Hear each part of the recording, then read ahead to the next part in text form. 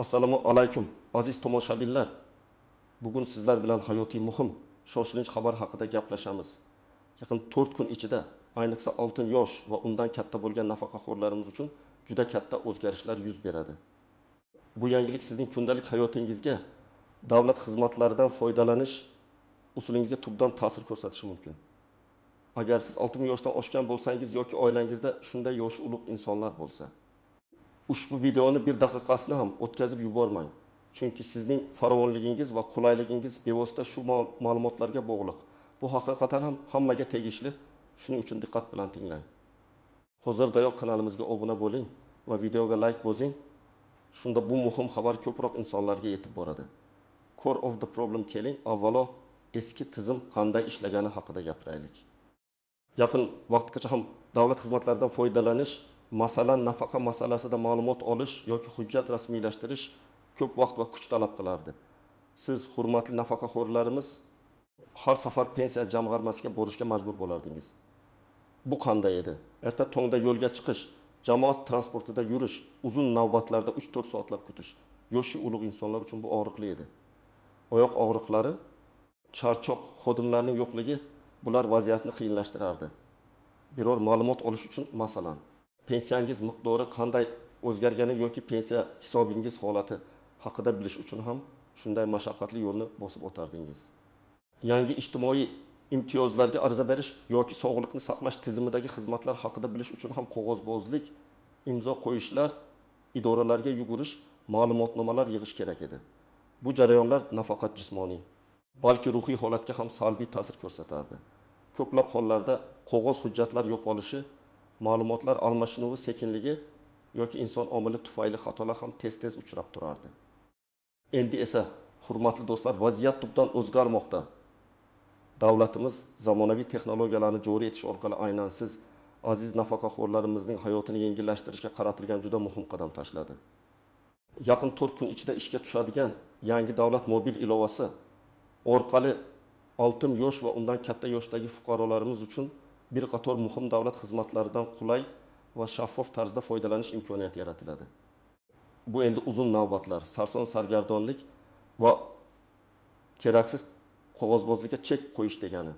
Siz endi uyingizdan chiqmay turib o'zingizga kerakli ma'lumotlarni olishingiz, arizalar berishingiz va holatini kuzatishingiz mumkin bo'ladi. Bu haqiqiy inqilob, davlat xizmatlarini sizning qo'lingizga olib keladigan tizimdir. Bu nafaqat qulaylik, balki shaffof va tezkorlik deganidir. Main part 1. Detailed breakdown keling. Bu yangi tizimning aynan nimalarni o'z ichiga olishi va kimlar uchun ayniqsa muhim ekanligini chuqurroq tahlil qilamiz. Bu mobil ilova. Mening davlat xizmatlarim yoki shunga o'xshash nom bilan tanishtirilishi kutilayotgan raqamli platforma siz uchun yagona oynaga aylanadi. Unga kirib siz turli vazirlik va idoralarning xizmatlariga to'g'ridan to'g'ri murojaat qilishingiz mumkin bo'ladi. Kimlar tashvishlanishi kerak? Aslini olganda 6 yoshdan oshgan har bir fuqaro bu yangilikdan xabardor bo'lishi shart. Chunki bu xizmatlar yaqin kelajakda davlat bilan o'zaro munosabatlaringizning asosiy vositasiga aylanishi mumkin. Kimlar hech kim tashvishlanmasligi kerak. Aksincha, quvonishi lozim. Bu tizim hayotimizni yengillashtirish uchun yaratilgan. Faqatgina texnologiyalardan unchalik xabardor bo'lmaganlar yoki ularga moslashishda qiyinchiliklarga duch kelayotganlar ehtimol biroz ko'proq e'tibor qaratishlari kerak bo'ladi. Lekin buning uchun ham yechimlar mavjud. Ular haqida keyinroq gaplashamiz. Keling konkret misollar bilan tushuntiray. Birinchi misol, pensiya hisobi haqida ma'lumot olish. Tasavvur qiling, itida 2 yoshli Xolidaya. U o'tgan yili ish tajribasi qayta hisoblangani yoki shunga o'xshash o'zgarishlar bo'lgan bo'lishi mumkinmi degan savol bilan o'ylanadi. Avval qanday edi? U pensiya jamg'armasiga borardi. Yo'l haqi, navbat oyoq og'riqlari. Ba'zida bugun faqat arizalar qabul qilinadi degan javobni eshitishi mumkin. Endi esa Xolida aya o'z smartfondan yangi ilovaga kiradi. U yerda shaxsiy kabinetiga o'tib, bir necha tugmani bosish orqali oxirgi 12 oy yoki undan uzoqroq davr uchun pensiya hisobiga tushgan barcha mablag'lar tarixini ko'rishi mumkin. Har bir tushumning sanasi, miqdori va manbasi aniq ko'rsatilgan bo'ladi.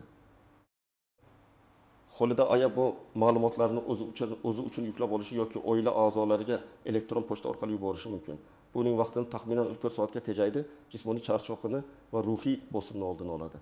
Bunday xizmat ehtimol bir oyda bir necha ming so'm transport xarajatini ham tejaydi. Ikkinchi misol, ijtimoiy himoya bo'yicha yangi imtiyozlarga arza berish. Davlatimiz tomonidan nafaqaxo'rlar uchun turli ijtimoiy himoya dasturlari, subsidiyalar yoki imtiyozlar joriy etiladi. Masalan, kommunal to'lovlar uchun kompensatsiya. Oldinlari bu haqda ko'pincha mahallalardagi e'lonlar taxtasidan eshitilardi. Keyin qaysi idoraga borish kerakligini aniqlash, ro'yxatdan o'tish. Ko'p sonli hujjatlarni to'plash talab qilinardi. Bu jarayon bir necha hafta davom etishi mumkin edi. Endi esa tasavvur qiling, 65 yoshli Murod aka. U yangi mobil ilovaga kiradi. Ijtimoiy himoya bo'limini tanlaydi. U yerda uning yoshiga va ijtimoiy holatiga mos keladigan barcha mavjud imtiyozlar ro'yxati chiqadi. Murod aka, masalan, kommunal xizmatlar uchun kompensatsiya olish dasturiga qiziqadi. Ilova unga qanday hujjatlar kerakligini, ularni qanday yuklash mumkinligini tushuntiradi. Ko'pgina hollarda ilova avtomatik tarzda tegishli ma'lumotlarni davlat bazalaridan tortib oladi. Murod aka o'z pasport ma'lumotlarini tasdiqlaydi, bank karta raqamini kiritadi va agar ilova talab qilsa, uyining kommunal to'lovlar kvitantsiyasini suratga olib ilovaga yuklaydi. Hammasi bo'lib, bu jarayon 15-20 daqiqadan oshmaydi. Arizaning holatini ham ilova orqali kuzatishi mumkin. Bu Murod akaning bir necha 100 ming so'mlik kommunal xarajatlarni qoplashga yordam berishi mumkin.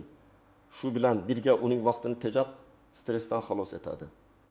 Uchinchi misol, tibbiy xizmatlarga yozilish va sog'liqni saqlash ma'lumotlari. 7000 yoshli Gulnora opa, u har 6 oyda muntazam ravishda shifokor ko'rigidan o'tishi kerak. Oldinlari u poliklinikaga borib, navbat kutib, shifokor qabuliga yozilardi. Ba'zida kerakli shifokorning navbati bir necha hafta keyinga bo'lishi mumkin edi. Keyin analiz natijalarini olish uchun yana borish kerak bo'lardi. Yangi mobil ilovada Gulnora opa tibbiyot bo'limini tanlaydi. U o'zining yashash joyiga eng yaqin poliklinikani yoki qaysidir ixtisoslashgan shifoxonani topadi. Keyin kerakli mutaxassisni tanlaydi va mavjud bo'sh vaqtlardan biriga onlayn yoziladi. Ilova unga eslatma yuborishi ham mumkin. Eng muhimi, ba'zi hollarda uning oldingi tibbiy ma'lumotlari, masalan, oxirgi analiz natijalari yoki shifokor xulosalari ilovadagi shaxsiy kabinetida ko'rinishi mumkin. Bu uning uchun nafaqat vaqt tejash, balki tibbiy xizmatlardan samaraliroq foydalanish imkoniyatini yaratadi. Gulnora opa endi har safar poliklinikaga borish shart emas. Taxminan 2-3 soat vaqtini tejaydi va uning salomatligi haqidagi ma'lumotlar bir joyda saqlanadi. 4-misol, uy-joy masalalari va kommunal xizmatlar. 75 yoshli Sharif bobo, u ko'p yillar davomida bir uyda yashaydi. Ba'zida unga uy haqida ma'lumotlar, masalan, kadastr hujjatlari haqida ma'lumot kerak bo'ladi. Yoki u iste'mol qilgan suv, gaz, elektr energiyasi uchun to'lovlarni amalga oshirishi lozim. Oldin qanday edi? Kadastr xizmatlari uchun alohida idoraga borish, navbat kutish, qog'oz hujjatlar. Kommunal to'lovlarni amalga oshirish uchun bankka borish yoki to'lov shoxobchalarida turish kerak edi. Yangi ilovada Sharif bobo uy-joy va kommunal xizmatlar bo'limiga kiradi. U o'zining kadastr ma'lumotlarini, mulkining statusini onlayn tekshirishi mumkin. Agar kerak bo'lsa, u yerdan kerakli ma'lumotnomani elektron shaklda yuklab olishi mumkin. Eng muhimi, u o'zi iste'mol qilgan kommunal xizmatlar uchun to'lovlarni shu ilova orqali bir necha tugmani bosish orqali to'lashi mumkin. Ilova unga to'lovlar tarixi, qarzlar yoki ortiqcha to'langan summalar haqida ma'lumot beradi. Bu Sharif boboning nafaqat vaqtini, balki jismoniy harakatlarini ham keskin kamaytiradi. Endi u sovuq yoki issiq kunlarda uydan chiqishi shart emas. Har bir to'lov uchun taxminan 20-30 daqiqa vaqt tejaydi. Bu misollar shuni ko'rsatadiki, yangi davlat ilovasi nafaqat qulaylik, balki nafaqaxo'rlarimizning mustaqilligini oshirishga va hayot sifatini yaxshilashga xizmat qiladi. Davlat tomonidan taqdim etiladigan imkoniyatlardan foydalanish jarayoni soddalashadi, shaffoflashadi va tezlashadi. Bu o'z navbatida korrupsion xavflarini kamaytiradi va adolatli tizimni shakllantirishga yordam beradi. Mind Part 2. Exceptions to the rules, pitfalls and unobvious nuances. Har qanday yangi tizimda bo'lgani kabi, bu yangi davlat ilovasi bilan bog'liq ba'zi istisnolar, ehtimoliy qiyinchiliklar va nozik jihatlar mavjud bo'lishi mumkin. Ularni oldindan bilish va ular uchun tayyor turish juda muhimdir. Birinchidan, raqamli savodxonlik muammosi. Afsuski, barcha nafaqaxo'rlarimiz zamonaviy smartfonlar va internetdan foydalanishda bir xil darajada tajribaga ega emaslar. Ba'zilarida smartfonning o'zi yo'q bo'lishi mumkin. Boshqalarda esa internetga ulanish imkoniyati cheklangan bo'lishi mumkin. Bunday holatlarda nima qilish kerak? Davlatimiz bu muammoni hisobga olgan holda bir nechta yechimlarni taklif qiladi. Yordam markazlari har bir hududda ehtimol davlat xizmatlari markazlarida yoki o kimliklar qo'shida maxsus yordam markazlari tashkil etiladi. Bu markazlarda malakali xodimlar nafaqaxo'rlarga ilovani o'rnatish, ro'yxatdan o'tish va undan foydalanishda amaliy yordam beradilar. Ular shaxsiy ma'lumotlarni kiritishda va arizalar berishda ko'maklashadilar. Bu oilaviy yordam. Farzandlar, nabiralar yoki boshqa yaqin qarindoshlar nafaqaxo'rlarga ilovadan foydalanishda yordam berishlari juda muhim. Ular yoshi ulug' insonlarga sabr bilan o'rgata oladilar. Onlayn qo'llanmalar. Ilovaning rasmiy veb-saytida yoki YouTube kabi platformalarda maxsus video qo'llanmalar joylashtiriladi. Ikkinchidan, texnik qiyinchiliklar va xavfsizlik. Har qanday raqamli tizimda dastlabki bosqichlarda texnik nosozliklar, ilovaning qotib qolishi, login muammolari yoki serverdagi vaqtincha uzilishlar kuzatilishi mumkin. Bunday holatlarda darhol xavotirga tushish shart emas. Qanday choralar ko'rish kerak? Birinchi navbatda ilovani yopib, qayta ochishga harakat qiling. Telefoningizni qayta yuklash ham yordam beradi. Agar muammo davom etsa, ilova ichida ko'rsatilgan texnik yordam telefon raqamiga qo'ng'iroq qiling. Xavfsizlik. Onlayn platformalarda shaxsiy ma'lumotlar xavfsizligi doim ustuvor masala. Ilovadan foydalanishda sizdan PIN, parol yoki biometrik ma'lumotlar talab qilinishi mumkin. Bu ma'lumotlarni hech kimga bermaslik, hatto o'zingizni davlat xizmati xodimi deb tanishtirgan shaxslarga ham ishonmaslik kerak. Firibgarlar yangi tizimlardan foydalanib, odamlarni aldashga urinishlari mumkin. Har doim rasmiy manbalardan kelgan ma'lumotlarga ishoning va shubhali xabarlarga javob bermang. Ilovani faqat rasmiy Play Market yoki App Store do'konlaridan yuklab oling. Uchinchidan, ayrim hujjatlarning qog'oz shaklida talab qilinishi. Garchi yangi ilova davlat xizmatlarining aksariyat qismini raqamlashtirishga qaratilgan bo'lsa-da, ba'zi hollarda, ayniqsa boshqa idoralar bilan o'zaro hamkorlikda yoki murakkab huquqiy masalalarda sizdan qog'oz hujjatlarni taqdim etish talab qilinishi mumkin. Masalan, sud qarorlari, notarial tasdiqlangan hujjatlar. Bunday holatlarda ilova sizni bu haqda ogohlantiradi va qaysi idoraga qanday hujjatni olib borish kerakligini tushuntiradi. 4-dan, nafaqaxo'rlarning chet elda yashashi. Agar nafaqaxo'r O'zbekiston fuqarosi bo'lib, doimiy ravishda chet elda yashasa, ilovadan foydalanishda qo'shimcha nuanslar bo'lishi mumkin. Masalan, xalqaro telefon raqamlariga SMS orqali tasdiqlash kelishida muammolar bo'lishi mumkin. Bunday holatlarda O'zbekistonning chet eldagi elchixonalari yoki konsulliklari orqali murojaat qilish imkoniyatlari ko'rib chiqiladi. 5-dan, nogironligi bo'lgan shaxslar uchun. Ilova nogironligi bo'lgan shaxslar uchun ham maksimal darajada qulay bo'lishi kerak. Bu, masalan, ko'zi ojizlar uchun ovozni boshqaruv imkoniyati kabi funksiyalarni o'z ichiga olishi mumkin. Agar ilovaning dastlabki versiyasida bu funksiyalar to'liq joriy etilmagan bo'lsa, u holda davlat xizmatlari markazlaridagi yordam markazlari ularga alohida e'tibor qaratish kerak. 6-dan, shikoyat va murojaatlarni ko'rib chiqish. Agar ilova orqali berilgan arizaga javob kechiksa yoki sizga nohaq deb hisoblagan qaror qabul qilinsa, qanday yo'l tutish kerak? Ilova ichida shikoyat va murojaatlarni yuborish uchun alohida bo'lim bo'lishi kerak. Bu bo'lim orqali siz o'z e'tirozingizni yozma shaklda bildira olasiz va uning ko'rib chiqilish holatini kuzatib borishingiz mumkin. Bu shaffoflikni ta'minlash va fuqarolarning huquqlarini himoya qilish uchun muhim mexanizmdir. Bu kabi nozik jihatlarni oldindan bilish yangi tizimga moslashish jarayonini ancha osonlashtiradi va keraksiz tushunmovchiliklarning oldini oladi. Practical advice, specific steps. Endi esa, hurmatli tomoshabinlar, eng muhim qismga o'tamiz. Keyingi 4 kun ichida va undan keyin nima qilishingiz kerakligi haqida aniq bosqichma-bosqich ko'rsatmalar. Bu ma'lumotlar sizga yangi ilovadan muvaffaqiyatli foydalanishga yordam beradi. Birinchi qadam tayyorgarlik. Keyingi 4 kun ichida quyidagilarni tekshiring va tayyorlab qo'ying. 1. Smartfon yoki planshet.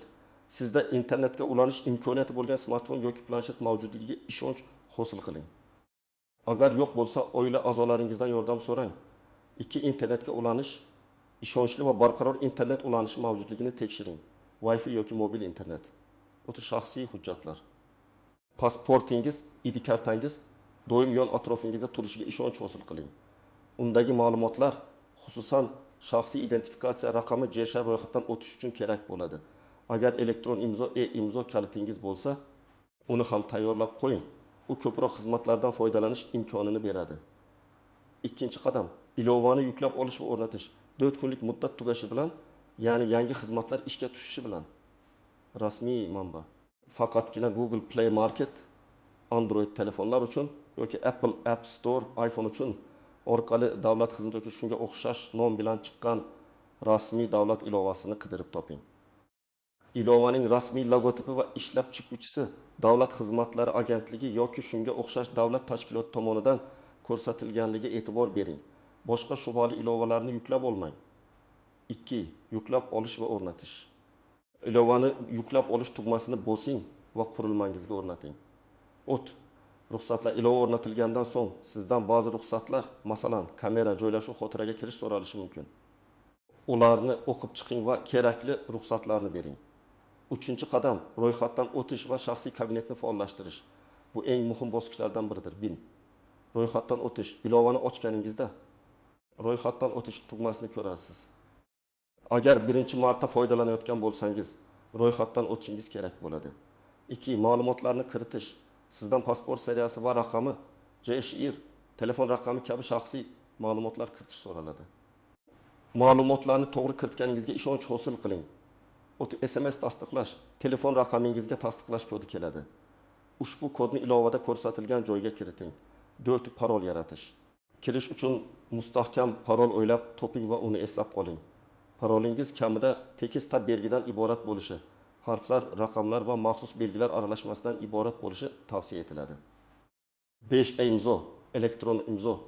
Agar sizda imzo kaliti bo'lsa, uni ilovaga ulash imkoniyati beriladi. Bu sizga ba'zi murakkabroq arzalarni to'g'ridan-to'g'ri ilova orqali yuborish imkoniyatini beradi. 4-qadam. Xizmatlardan foydalanish. Shaxsiy kabinetingizga kirganingizdan so'ng bo'limlarni o'rganish, ilovaning turli bo'limlarini, masalan, pensiya, ijtimoiy himoya, tibbiyot diqqat bilan ko'rib chiqing. 2. Qidiruv funksiyasi. Agar aniq bir xizmatni qidirsangiz, ilovaning qidiruv qatoridan foydalaning. 3. Ariza berish. Kerakli xizmatni tanlaganingizdan so'ng ilova sizga qadam-baqadam ko'rsatmalar beradi. Ma'lumotlarni to'ldiring, hujjatlarning rasmlarini yuklang. Agar talab qilinsa ariza yuboring. 4. Holatni kuzatish.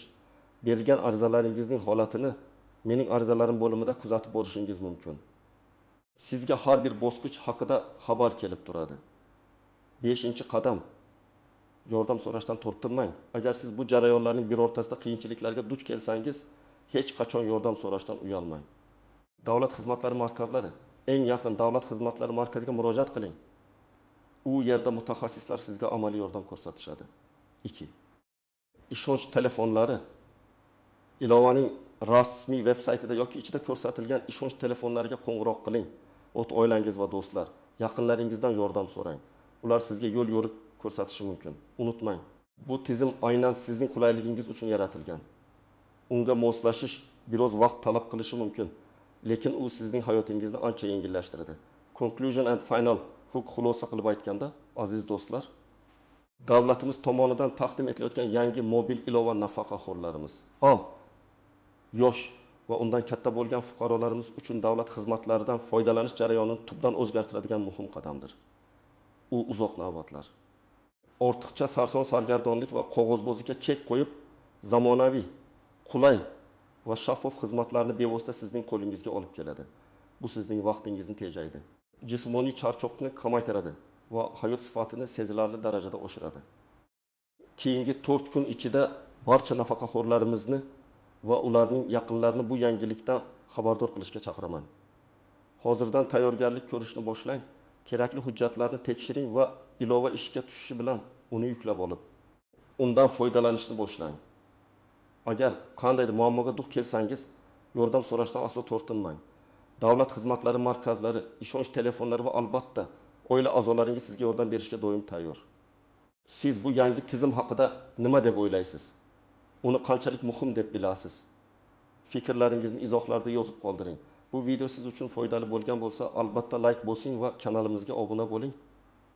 Shu orqali biz bu muhim ma'lumotlarni yanada ko'proq insonlarga yetkazishimiz mumkin. Kelajakda ham siz uchun eng dolzarb va foydali ma'lumotlarni ulashishda davom etamiz. O'zingizni ehtiyot qiling va yangiliklardan xabardor bo'ling.